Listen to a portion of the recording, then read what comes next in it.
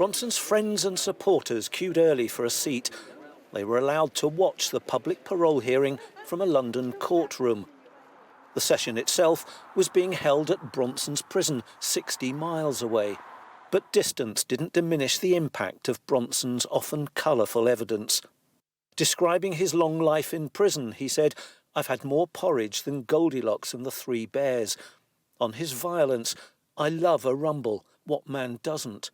On his humiliating treatment, "If I was a dog, I'd have the RSPCA on my side." On taking convicted plane hijackers hostage in prison, "No remorse, I've no compassion for terrorists."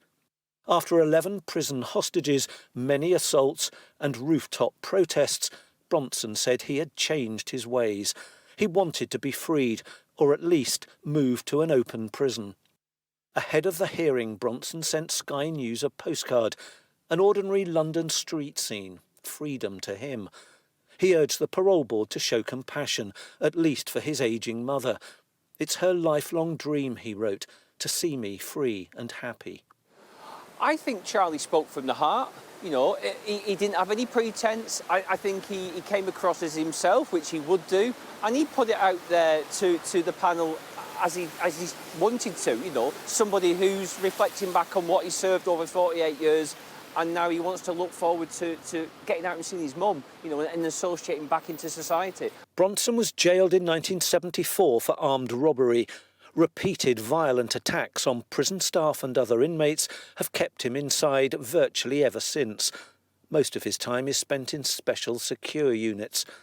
In a voice message from jail last year, he summed up his despair. "I've never murdered anyone. I've never raped anyone. What am I in jail for?" The parole board has to decide if Bronson needs to be kept locked up for the safety of the public. His prison offender manager told the parole panel he was making some progress in his behaviour.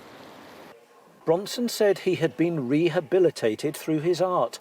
He had looked in the mirror and told himself, "That's enough, pack it in." His supporters will be in court for a second day this week to hear evidence from psychologists and probation staff. Martin Brunt, Sky News.